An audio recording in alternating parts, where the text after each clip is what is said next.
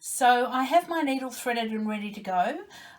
For the sewing for your pencil case, you need to use the fine sewing machine thread that I've placed into your sewing packs. This one just looks a bit different because it's a different brand to the one we've put into your packs. It's nice and fine and is strong and will hold your pencil case together. So I've just threaded the needle together. I've chosen the smaller needle, the smaller sewing needle with the small eye, so it matches the size of the thread. I threaded it exactly the same way as I did in the very first video that I made for you.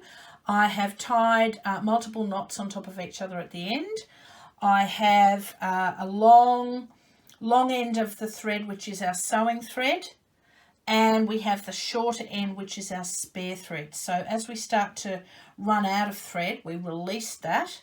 We release our spare thread to give ourselves more sewing thread, because we actually don't want to be sewing with a double layer of thread. Okay, so when you're holding your needle and you're sewing, for those of you who haven't yet done any hand sewing, you need to hang on to your needle right at the end point here where the thread is threaded through the eye. And what that does is, by holding on to that, your thread won't pull through your needle. If you are hanging onto your needle halfway along the needle, the thread's going to pull out every time. Okay, so try and get into the habit of hanging onto your needle right at the eye, so you are actually hanging onto the thread at the same time. So the stitch that we're going to be using for the majority of your pencil case is called back stitch. Okay, it's a good strong stitch, which is what you need when you're making some kind of a bag which is going to hold heavy things. And so, yeah, it's a great stitch to learn. It's important that you don't make your back stitches too big, because that weakens the stitch.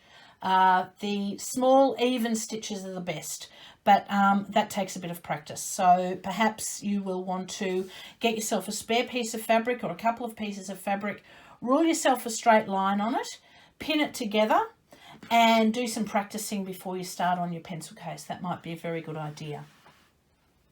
But the process for back stitching is this. You've got your needle threaded. We're going to start at the back of the fabric.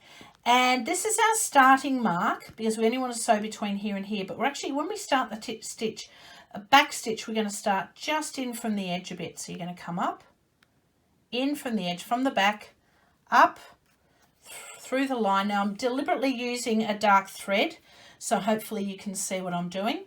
And we pull it all the way through until the anchor knot is locked in place at the back of the fabric. Okay, so I've come up about 1/2 centimetre in from our starting point. Now this is where it gets its name, back stitch. As you're going to take the needle back to the starting point, we're going to go through both layers, and we're going to actually skip underneath where our stitch came up. We're going to skip underneath, and we're going to come up another 1/2 centimetre away. Can you see that? And we're going to pull it all the way through slowly, and pull the thread. Don't just try and pull the needle. And so you can see that I've made, hopefully you can see, I've made one stitch, and I've still got a space between where I've just come up and the last stitch. What we're going to do is go back again. You're going to go back into the end of the last stitch. We're going to go under and forward a stitch length, and we're going to come up again. We're going to pull it through. Don't pull it too tight, you just want it to sit flat against the fabric. And I've got 2 stitches there. And a space. I'm going to go back to the last stitch. I'm going to go through the end of the last stitch, under, and I'm going to come under the stitch and forward, and pull it through slowly.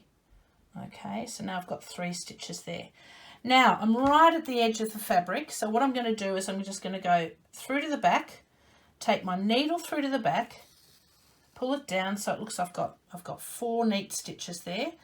My thread's coming through at the back, just here.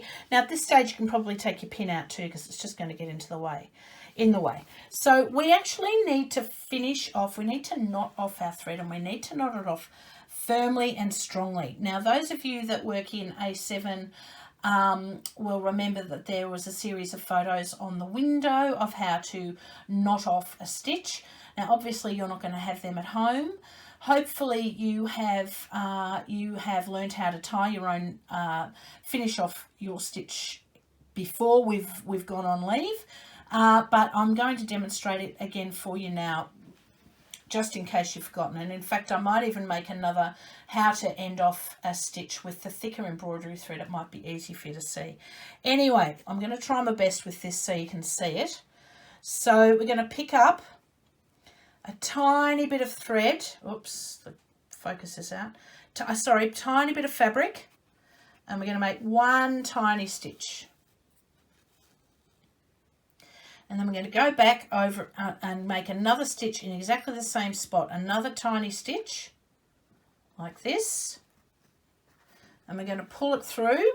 Now, because we're sewing with sewing thread, I'm going to get you to do that 3 times. So I've done it twice. We're going to do it 3 times because it makes it stronger. And we're going to pull it through. Now, we're not going to pull it the whole way through. We're going to leave a loop. The loop of thread before it disappears, okay? And you're going to put your needle in it and you're going to pull it tight. And that should be that's knotted now. It should be quite secure, ready to trim your ends off. Okay, so we have a neat finish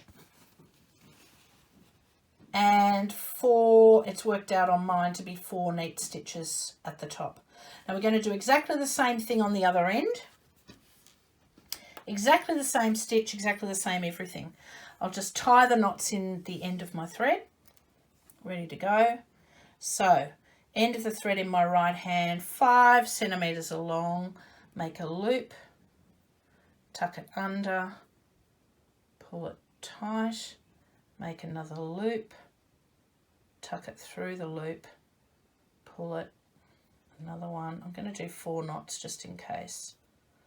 I want to make sure it's a nice big thick knot. Oops, hopefully you can see these. Alright, so I've got nice thick loops. Cut the tail off because we don't need it. Just gets in the way. Makes your work messy. Alright, so this time I'm going to sew this end. I'm going to do exactly the same thing. So we start at the back, about 1/2 centimetre in from our marker.